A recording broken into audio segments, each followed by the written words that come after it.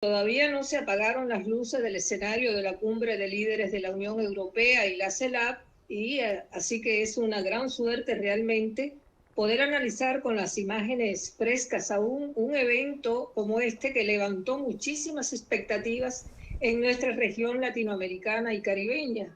Con promesas multimillonarias, la Unión Europea recibió a los líderes de la CELAC después de 8 años de ruptura. Pero bueno, no quiero predisponer a quien he invitado para que dé su visión acerca de esto.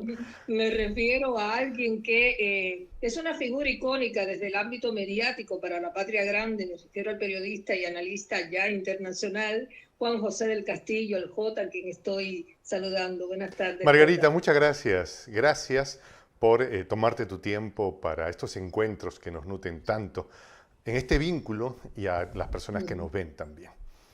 Pues aquí, para lo Bueno, que quieras. igualmente para mí es un enorme placer poder cruzar imaginariamente la distancia que separa Buenos Aires de Lima para poder charlar sobre estos temas. Pero bueno, ya hemos estado viendo algunas repercusiones de los mandatarios sudamericanos que participaron en esa cumbre y que valoran como positiva este tercer foro que se ha realizado. Pero convengamos en que había dudas, sospechas y hasta amenazas de boicotearla, cosa que por suerte no sucedió, Jota. Así es que, ¿cuál es tu balance, tu visión acerca de este encuentro? Mira, yo creo que hay que tomarlo como lo que es. ¿Sí? Un encuentro que suele ser un espacio creado para la interrelación personal, ¿sí? De los líderes. Porque en estos tiempos bien podrían haberse reunido por plataformas como estas, ¿no? Pero es un encuentro para verse las caras, para el encuentro face to face, ¿sí? Eso en ese contexto. Ahora, creo que hay que ver también las cosas en el contexto histórico, ¿sí? La Unión Europea se reúne con la CELAC, Margarita, no se reúne con la OEA. Y eso es importante señalárselo a nuestro público, ¿sí? Porque si se Claro. tratara, ¿no? Digo, a ver, ¿cuál es la institución más poderosa en el continente? La OEA, se entiende, ¿no? Fidel la habría calificado en su momento como el ministerio de las colonias, ¿no? El ministerio de donde se administraban los golpes de Estado, ¿sí? Pero la Unión Europea no quiere reunirse con la OEA, pues, ¿no? Ha querido reunirse con la CELAC, ¿sí? Ahora, la cosa ha estado media complicada y tú has hecho una muy buena introducción a esto, ¿no? Cuando dijiste hubieron amenazas y requiebros de que de pronto la reunión o esta cumbre no iba a darse por imposiciones de la parte europea, que está acostumbrada a mirar por sobre el hombro y a tratar de imponer sus criterios, ¿no? Entonces le dijeron, mira, ¿no? Y fueron muy concretos, Margarita, dijeron, mira, si es que esto no se da en los términos que son justos para ambas partes, no se va a dar, ¿sí? Y aquí hay un detalle que es importante, tomar las cosas como están y de dónde vienen. Como tú dices, hay ofertas de inversión de 45.000 millones de euros que deberían concretarse en un periodo de tiempo. Sí, qué bonito. Pero en todo caso, habría que ver cuáles fueron los acuerdos de la cumbre Unión Europea-CELAC en el año 2015. O sea, te menciono 2 de los 5, solo para no extender, ¿te parece, Margarita? Uno de ellos fue el compromiso de ambas partes por promover la paz, ¿ya? Y no es la Unión Europea la que está armando hasta los dientes un conflicto que cada vez se pone más complicado para su parte, además. Pero son ellos quienes están impulsando una situación crítica. Entonces, oye, pero en el 2015 dijimos, la última vez que nos vimos, ¿no? Viejos amigos, como ha hecho von der Leyen o von der Pfizer, como bien le llama alguien por ahí, ¿sí? Sí. La señora von der Leyen Pfizer. Sí. Entonces, esto me parece un encuentro de viejos amigos, dicen, ¿no? Y no sé, pero los viejos amigos que se vieron en el 2015 se habían comprometido en construir un mundo de paz. Y 8 años después nos volvemos a ver las caras y descubrimos que no estás construyendo la paz, que estás armando hasta los dientes a tu continente para una confrontación cainita. Primer punto. Otra de las cosas que ofrecieron en el 2015, porque hay que ser memorioso y hay que ver las cosas, ofrecieron que iban a trasladar ciencia y tecnología a Latinoamérica y el Caribe. Esa fue la gran oferta. En el 2015 se reunieron los líderes de ambas partes, ¿no? Y Europa, ¿no? El jardín de Borrell, se comprometió, y está escrito y firmado, con trasladar ciencia y tecnología a Latinoamérica y el Caribe.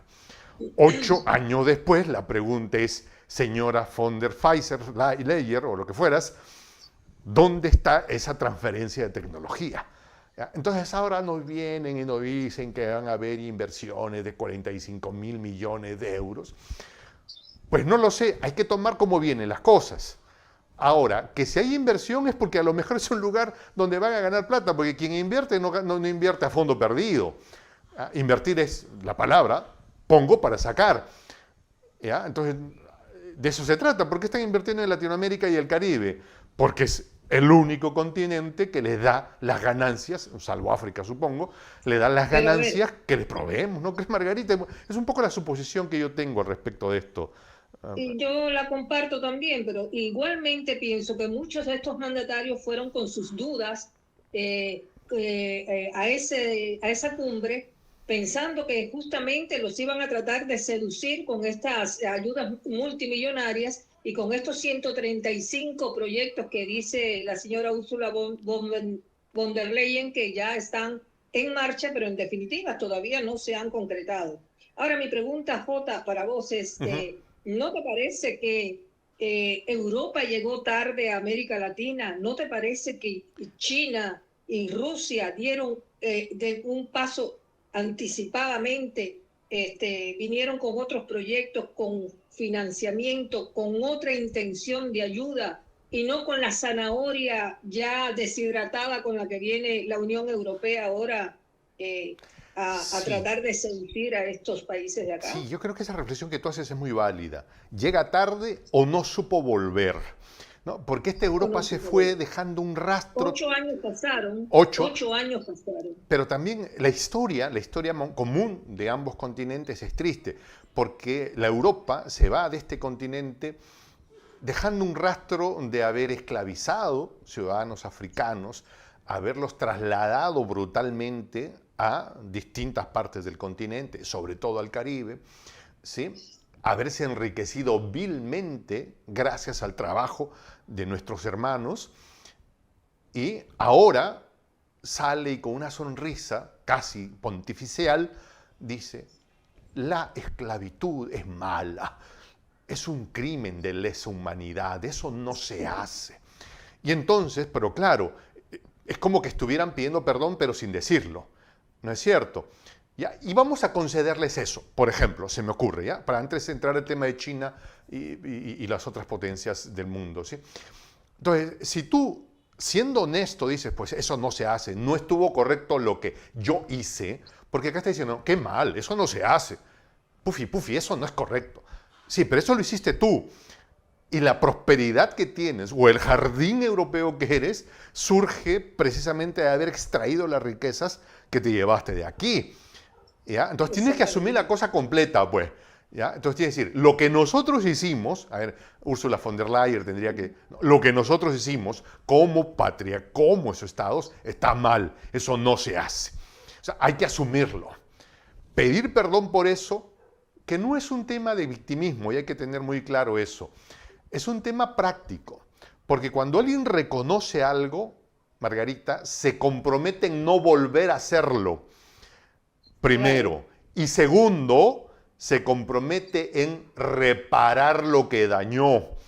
Son dos elementos que son fundamentales para... Es que se han demorado demasiado en venir a restañar los daños que han Pero que ni siquiera lo han hecho, porque ahora los descendientes de esos ciudadanos africanos trasladados contra su voluntad hacia nuestro continente y sometidos a la esclavitud, siguen viviendo en condiciones de pobreza. Entonces lo que hay es que restituir sus derechos. En otras palabras, hay que dejar de financiar guerras locas por otro lado y pagar una deuda histórica, si es que no quieren que esto sea un verso simplemente entregado a la nada. ¿Ya? Y así es simple. Tiene que la vieja Europa ir a sus museos y con vergüenza decir, disculpen, nos robamos esto de ustedes, aquí se lo mando. ¿Ya? Porque eso es un crimen. ¿Ya? Eso es lo básico, es lo mínimo que pueden haber. Pero quiero responder a la pregunta que partiste. Llegó tarde Europa en torno a la llegada de China. Pues tarde y complicado, además, es sumo esto. ¿Por qué? Porque ellos están yendo a tocar las puertas a China para que inviertan acá. Perdón, allá. ¿No? Ellos van y dicen, por favor, ven, invierte acá. ¿No? Me acuerdo a von der Leyen cuando salió de Europa y dijo, voy a cantarle sus 5 verdades, ese dictador chino. Y lo primero que hizo, igual Macron cuando llegó para allá, dijo, mire señor, nosotros somos un buen destino económico para sus inversiones, podríamos... O sea, llegan mal y tarde, porque vienen con ofertas de inversiones de 45.000 millones de euros que no los tienen, porque están rascando la olla para que los chinos le den ese dinero. ¿Ya? Es como que tú buscas un socio y dices, sí, hermano, yo tengo el dinero para cubrir esta inversión, vamos a hacer esto, pero el cheque ¿dónde está? Quiero ver si los fondos, ¿ya? A ver, von der Leyen, a ver, Borrell, muéstrame los fondos. Ofertas puede ser uno cualquiera, hay que acordarnos que estas resoluciones no son vinculantes, o sea, no hay una obligación de cumplirlas, son buenas intenciones, nos sacamos la fotito, abracito, hermano, estoy contigo, hermana, somos... ¿no? Pero ¿y cheque dónde está firmado? ¿Ya? Entonces, llegan mal y tarde, desde mi punto de vista, Margarita querida. Exactamente, así que estamos en línea con esa opinión y concordamos perfectamente. Hay otro tema de la cumbre, algo que ocurrió, y es que, bueno, se le entregó la presidencia pro tempore a Colombia. Gustavo de Petro estuvo allí, firmó la presidencia, pero hizo unas declaraciones bastante llamativas, por cierto. Esto condenó la avanzada militar rusa en Ucrania, pero propuso algo que quisiera que, si vos estás al tanto de eso, me pudieras ampliar un poco, con respecto a crear una figura delictiva para impedir, o sea, prever que las potencias no participen en guerras en otros territorios. Pero también hizo una pregunta bastante capciosa, ¿no? Y hay que recordar que las guerras que hubo en Irak, en Libia, en Siria y demás. ¿Cómo vos evalúas esta actitud que tuvo Gustavo de Petro? Para algunos puede ser un poco ambigua, para otros tal vez, como es ahora la presidencia pro tempore en Colombia, el hombre está tomando mano dura con el tema de los conflictos. A ver, yo sobre lo dicho sobre Petro me referiría más bien, ¿te parece?, de manera específica a la resolución de la cumbre. ¿Ya? Porque mucho se ha dicho sobre la resolución de la cumbre, que ha sido una resolución que condena la invasión de Rusia a Ucrania. Y así lo han presentado medios como Deutsche Welle, por ejemplo, ¿no? Finalmente, un éxito de la diplomacia de la señora von der Leyen, porque la cumbre condenó a Rusia. Yo he leído los pocos artículos que tiene esta resolución. En primer lugar, jamás mencionan a Rusia. En uno de sus artículos dicen que ellos, o sea, no hay el término condena no está. El término es preocupación por la guerra contra Ucrania. ¿Ya? Que es otra cosa. Y vamos deshilachando acá las cosas.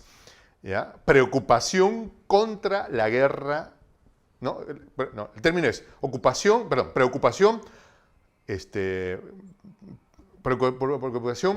contra la guerra de Ucrania. ¿Sí? ¿Y qué hay ahí? ¿Sí? ¿Quién está contra Ucrania? Evidentemente hay una guerra, Rusia y Ucrania, eso nadie lo podría negar. Hay una preocupación evidente, nada nuevo. Ya se dijo todo esto en foros como las Naciones Unidas, por ejemplo. Pero ¿quién más está en guerra contra Ucrania? Y no me refiero a la Ucrania del Zelensky, ¿no? De estos galifardos que se nutren de manera vil y malvada de presupuestos multimillonarios en fondos de los que nunca sabremos en qué se gastaron. Me refiero a la Ucrania del hombre y la mujer de a pie. ¿Quién está contra Ucrania? Pues quien manda municiones con racimo, cosas que caen, ¿no? ¿Sí? Quien financia una guerra hasta el último ucraniano, y esto no es broma porque es terrible. ¿Quién está contra Ucrania?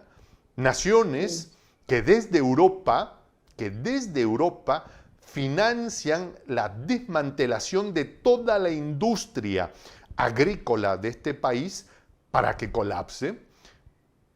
Entonces, ¿quién está contra? Entonces, la declaración de la Unión Europea y la CELAC en esta resolución, que ha sido ampliamente discutida, ha sido contra Ucrania. O sea, estamos preocupados del accionar de todos aquellos que actúan contra Ucrania. De aquellos que desde la potencia del norte, mirando desde lejos y sin ensuciarse sus impecables trajes azules, empujan a una crisis bélica que está desmantelando una nación. Entonces la preocupación de la resolución ha sido esa. ¿Ya? O sea, preocupación por los que están contra Ucrania. Sí, pues seguramente el señor Putin tiene acciones militares contra Ucrania, ¿cómo no? Pero hay quienes también están actuando por debajo de la mesa, ¿sí? Con máscaras y guantes blancos contra los intereses de Ucrania. Y esa es la preocupación. ¿Ya? Ese es un punto. Ahora, lo que a mí sí me hubiera gustado un poco yendo a lo que dice Petro, es que sí, estamos en un plan así como que de resarcir viejas posibilidades, ¿no? Pero creo, y esta es una exigencia de un ciudadano de a pie con el próximo presidente pro tempore, que debemos tomar un paso a iniciativa y ya no estar en la defensiva. Creo, y me parece que fue un tema que debió haberse tomado, es que las naciones de Latinoamérica y el Caribe les hubieran preguntado a sus pares, ¿qué fue del Nord Stream 1 y del 2? Están investigando, eso nadie lo cuestionó. Pero claro, o sea, es que estamos yendo un poco a restañar viejas heridas, que tú te portaste mal conmigo. Ya, está bueno, hay que hablar de eso. Pero también es el momento para decirle de par a par, de igual a igual, porque las burradas que tú haces me las tengo que cargar en parte yo también, porque al final terminamos con un combustible más caro, por lo que sea. Entonces, a ver, Scholz, siéntese acá con nosotros, compañeros, somos todos pares, qué bueno. Scholz, cuénteme, ¿qué están haciendo las instituciones de su país para saber quién voló este tubito? Y el del costado también. ¿Usted ha investigado? ¿Tiene algo? ¿Podría compartir algo de esta investigación? O sea, Brasil, México, Colombia, o sea, ya son pesos pesados con cierto PIB, ¿no? O sea, el problema energético les ha afectado para bien o para mal, como fuera. Digo, San Vicente y las Granadinas, bien puedo decirle, oiga señor, ¿y este asunto cómo va? No sería bueno que nos explique, ya que estamos de par en par, ¿no? Porque esa es la figura de esta cumbre, ¿no? Estamos igual a igual, ya no hay una sujeción de temas. ¿Quién voló el Nord Stream? ¿Podría usted contarme? ¿Están haciendo ustedes investigaciones? Porque los europeos están muy acostumbrados a exigirnos cosas, ¿no? Que las instituciones suyas, que el fiscalito hace o no su trabajo, que mandan comisiones para darnos checks si es que hacemos bien o no nuestro trabajo. Vamos a conceder que eso está bien en el mundo civilizado. Entonces, nosotros también tenemos el derecho de mandar una comisión para sentar al fiscal que está investigando el asunto allá en Alemania y decirle, oye, señor fiscal, ¿y cómo van sus investigaciones? ¿No? Tenemos derecho a mandar una comisión, digo yo, ¿no? O sea, para actuar en pariedad, que me parece que es básico, ¿no? Entonces, tarea para el presidente Petro, de quien me siento copatriota por ser parte de la patria grande y con respeto y cariño que me tienen mis hermanos, que nos tenemos con mis hermanos colombianos. Claro, y sobre todo porque nosotros cuando él asumió como presidente de Colombia, pues lo recibimos con benevolencia, con aplausos, con todo tipo de de aceptación, porque además es el primer mandatario de izquierda que asume ahí en Colombia. Te voy a decir una cosa, Estaba Margarita. como... Aquí en Perú yo he visto a gente llorar aquella tarde que se supieron los resultados en Colombia. Ah, O sea, hay gente que... O sea, no vi tanta emoción cuando ganó Castillo, creo. Sí la hubo, por supuesto. Pero cuando ganó Petro, yo he visto a gente llorar acá en el Perú. ¿sabes qué, Jota? Yo también me sentí muy emocionada cuando en el puente ese que Guaidó trató de dinamitarlo y que lo utilizó para hacer boicotear la economía venezolana, Cúcuta. cuando se encontraron Maduro y Petro en ese puente, los dos con las guayaberas blancas, todo un símbolo de paz. Eso, la verdad que fue muy emocionante y yo creo que por ahí van las cosas. Como nunca se está planteando esa comunión de ideas en la región, y creo que va a ser muy bueno para que la patria grande pueda seguir adelante con sus proyectos. Pero bueno, volviendo al tema de la cumbre, y sé que tienes tu agenda bastante apretada y el tiempo bastante corto para hablar de otros temas, pero me llama la atención también que no solo habían amenazado a Miguel Díaz-Canel de si participaba en la cumbre, que lo iban a apresar, también a Maduro. Maduro al final tuvo que mandar a su representante, que por cierto hizo una muy buena intervención allí, reclamándole a los europeos que empresarios, que ellos mismos son los que boicotean las cosas que ahora están diciendo que van a resolver. Pero bueno, yendo al tema de... Es una nota de color prácticamente, pero había una persona que quiso colarse en la cumbre. Vos sabrás de quién yo estoy hablando. El que estuvo en Lituania y pidió estar también en la cumbre, que ni le corresponde estar allí, ni pertenece a nada de la CELAC, y quería ir allí a bajar su speech de Ucrania.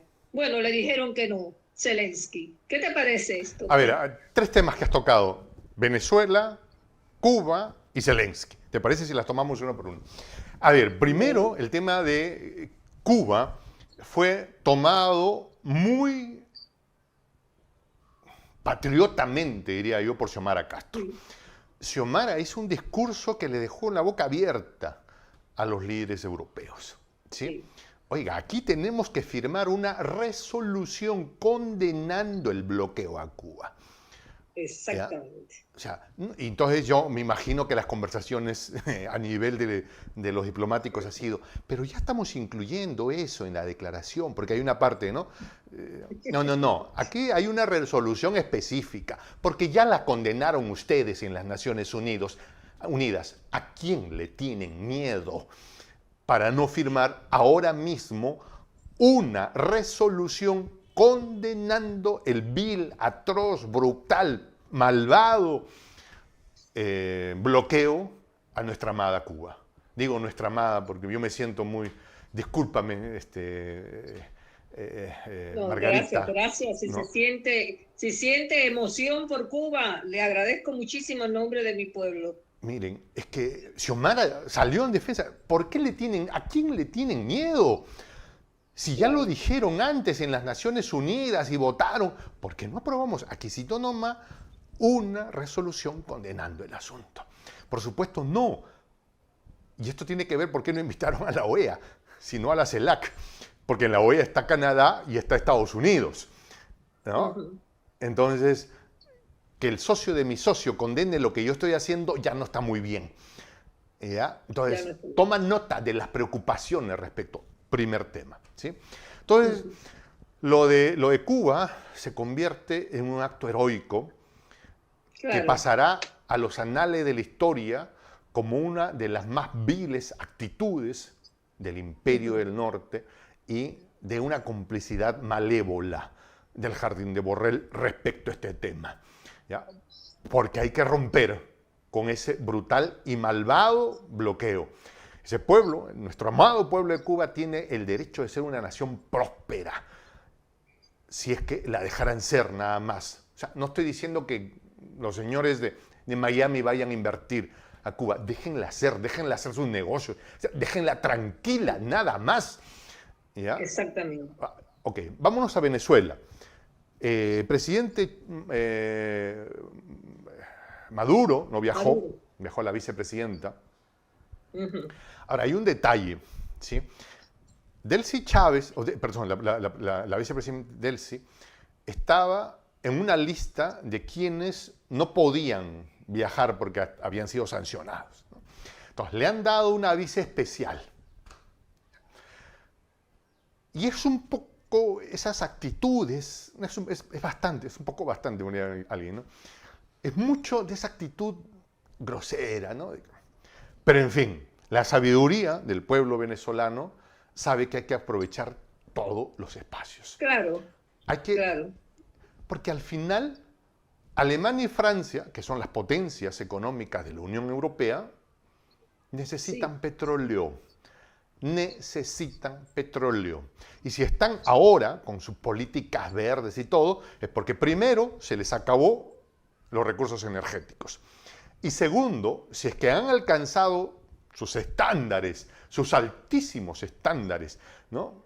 y sus metas respecto a sus objetivos verdes, hay que decirlo con honestidad, pues, y que no vean la cara de bobos, es porque han tercerizado sus actividades a otros países. Y ujú, cómo no decirlo, producen basura, ingente cantidad de basura, ¿sí? ¿Y qué hacen? La llenan a contenedores y nos las envían a nosotros, los países del tercer mundo, para que gestionemos su basura. Entonces, no, mi casa está limpia, yo tengo todo ordenado, ¿no? Yo alcancé mis estándares de calidad. Ah, qué bien, ¿no? Oye, tu basura, no, se lo mandé a quién sabe Landia. Y ahí, y ahí están gestionando la basura. Ahí están mal, allá donde yo mando mi basura, qué mal, esa gente tercermundista. No saben gestionar la basura que yo les vendo, que yo les doy, que yo les entrego, por unos centavos me la reciben. ¿Ya? Una hipocresía. de hecho, Entonces sí, Venezuela, perdón. perdón, Venezuela tiene que abrirse esos espacios, tiene que Sí, aprovechar esos espacios, claro, claro, ¿no? Y hay que claro que sí. hacerlo, y hay que hacerlo. Francia y Alemania necesitan el combustible venezolano. Lo necesitan, porque no hay de otra. Porque no hay de otra. Y sus socios se lo venden caro y afuera de tiempo. ¿Ya? Entonces, en este complejo mundo que cambia, le están comprando, como ya es conocido, como se llama, a los rusos, le compran el petróleo que sale de Rusia, se vende en India le agregan un poquito de un algo, y ahora la mezcla es otra. Entonces, lo que estoy vendiendo no es petróleo ruso, te estoy vendiendo una mezcla propia. ¿Ya? Yo le echaba agua bendita y con esa agua bendita es lo máximo. Y te vendo una cosa nueva. Entonces, como saben que eso les sale caro y mal y que no van a poder aguantar eso, entonces dicen, bueno, tenemos que darle un permiso temporal a Delcy para que venga. Ya, pero ese tema temporal va a ir cambiando porque poco a poco se van aflojando sus miserias y van a tener que mostrar Ojalá, cuál es su verdadera posición. ojalá, Y respecto a Zelensky, que me preguntabas, bueno, a ver, sí, hay algo en la que todos están de acuerdo al término de la cumbre. La cumbre no tiene nada que ver con Ucrania. nada que Petro ver. ha dicho, este es un asunto en el que nosotros no tenemos ningún interés, palabras más menos. Orbán desde Hungría ha dicho, en este asunto todo el mundo, sobre este tema de la guerra, todo el mundo está cansado. Y además que a Zelensky comienza, digo yo, no es que yo vea el futuro, pero comienza a perseguirle el síndrome Noriega. ¿Ya?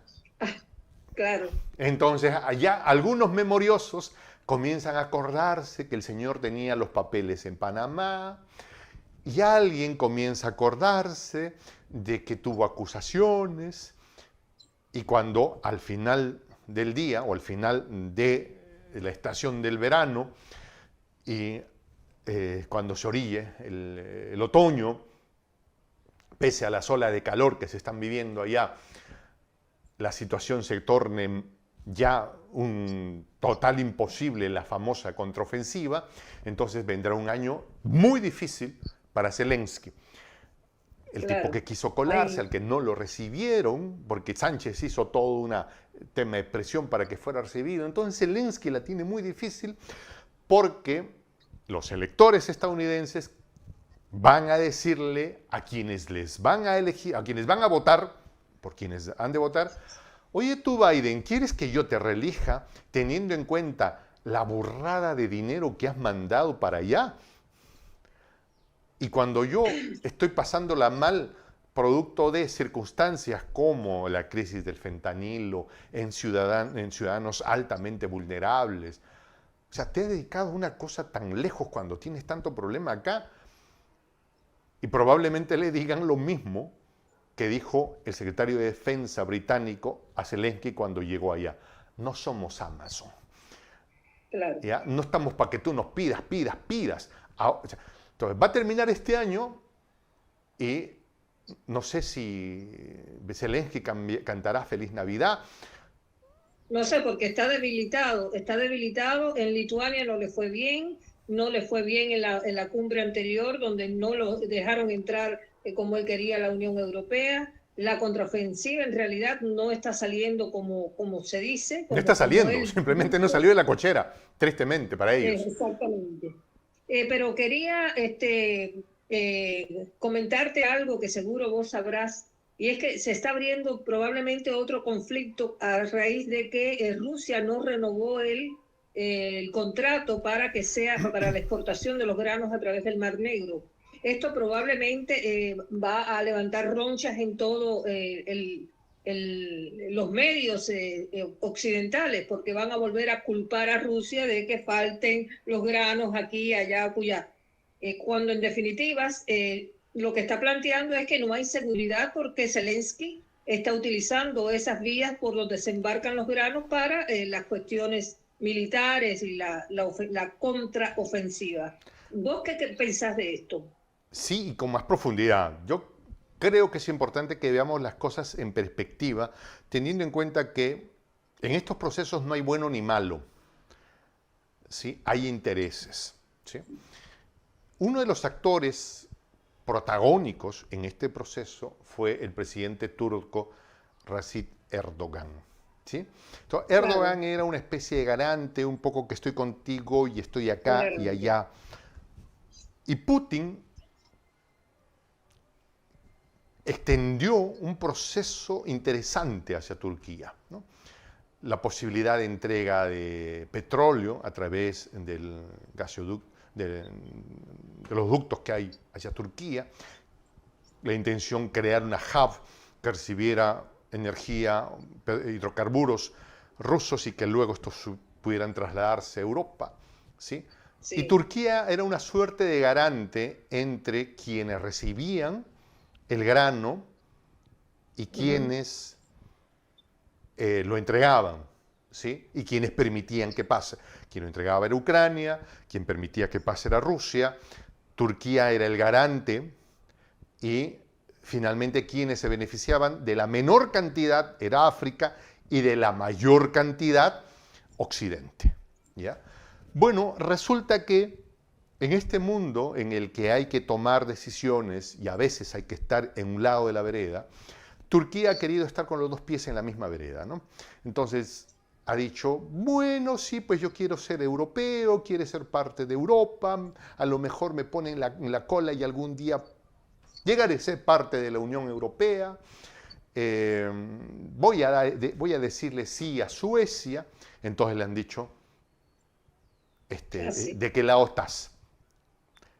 Y en este último movimiento, Turquía ha girado, hay que reconocerlo, para los intereses de Occidente. O sea, es un hecho real. Hay gente que lo quiere pintar, ponerle un asunto de color, pero no. O sea, ha habido un giro de Turquía hacia los intereses de Occidente.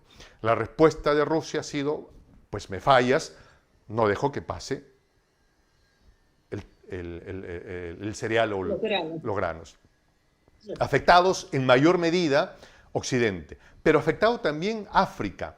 Y esto le pone una situación difícil a Rusia porque África le ha visto como un aliado, ¿sí? Pero también Rusia puede utilizar esto para decirle a los africanos, oiga, yo quiero, pero que tampoco voy a dejar que me vean la cara de bobo. Así que o juntos ustedes me ayudan y metemos presión acá para que aquí pase algo. ¿Sí? Pero es un juego muy, muy difícil, ¿no? Ahora, yo no sé, y teniendo en cuenta que Erdogan es un viejo zorro, no sé si la expresión se entiende allá, ¿no? Un zorro viejo, ¿no? Astuto. Sí, se entiende. ¿Sí? Y no sé si es que está para creer los cuentos de que lo van a recibir en la OTAN, perdón, en la Unión Europea. En la OTAN lo quieren, por supuesto que sí. No sé, por supuesto. No sé si él cree o quiere creer que a Turquía le van a aceptar en la Unión Europea. El miedo que le provoca a los alemanes olas de turcos con su religión en su territorio es muy grande. Y yo no sé si Erdogan, alguien le ha vendido la idea, probablemente se la creyó, porque papelito no le han firmado, ¿eh? Le han dicho, vamos a ponerte en la cola, pero papelito habla, dice alguien acá en el Perú. Papelito habla, papelito no hay firmado. ¿Ya? Pero estos son los acomodos y reacomodos. Exactamente. La tiene difícil. Sobre todo hay que pensar que Turquía acaba de salir de un terremoto desastroso y debería estar ocupado en buscar ayuda, en estar al lado de quienes pueden realmente mantener una colaboración mutuamente ventajosa y no ponerse ahora en un campo de deslealtad como lo está haciendo ahora con Rusia. Pasa que en la geopolítica no hay amigos ni enemigos, hay intereses. Exacto. Mi amigo de ayer puede ser el más visceral enemigo y viceversa. Mira a Francia y a Alemania ahora mismo. Sí. O sea, perdón, miren a Francia, perdón, a Estados Unidos y a Alemania. Miren a Alemania y Reino Unido. O sea, mi peor enemigo puede ser mi mejor enemigo mañana, o amigo, viceversa, ¿no? Ya me confundí. O sea, sí, pues, esa es la lógica. Y finalmente un mandatario como Erdogan tiene que responder a los intereses de su pueblo, ¿no? Ahora, ¿le cumplirán? No sé, sí. Erdogan ya está viejo para cuentos, no sé si vas a... Exacto. Bueno, otro que salió bastante bien en la cumbre fue Argentina. Alberto Fernández por lo menos logró que la Unión Europea hiciera un reclamo por la soberanía de Islas Malvinas. Es algo que realmente para que se logre en un escenario internacional de esa envergadura, eso a los británicos los debe tener bastante preocupados que la UE haya hecho ese tipo de... Yo creo que, ¿sabes? Yo supongo, es como una especie de... Cuando hay un divorcio y tienes la posibilidad de darle un portazo al divorciado o al que se fue tirando la puerta, vas a aprovechar, pues, ¿no? Entonces hubo un divorcio entre la Unión Europea y el Reino Unido, ¿no? Y quien se fue tirando la puerta fue el Reino Unido, ¿no? Y en mala manera, realmente en mala manera, ¿no? Ese divorcio pudo haber sido un divorcio en mejores términos.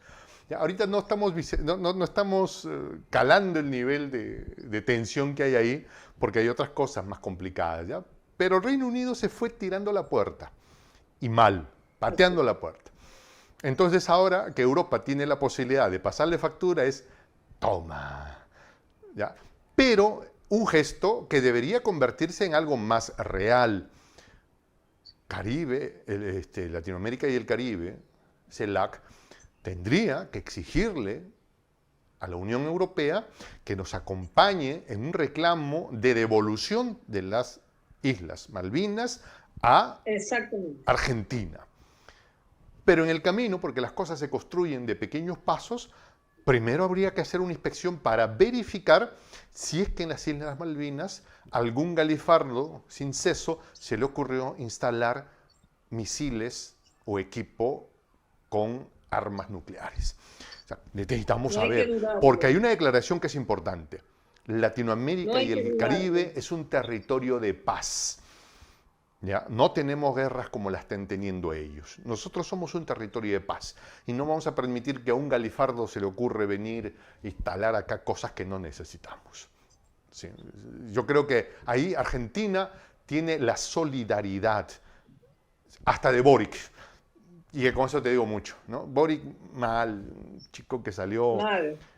Sí, este muchacho no ata, no tiene idea. También se desdibujó también en esta cumbre, también, bueno, confirmó la sospecha que todos tienen acerca de que no es un tipo transparente, que no está definido como realmente reclama y necesita la patria Te diré grande. que yo hice un video apenas ganó Boric y dije esto, cuando Boric había ganado y era impopular decir esto. Yo lo vi y dije, ¡ay! ¡Au!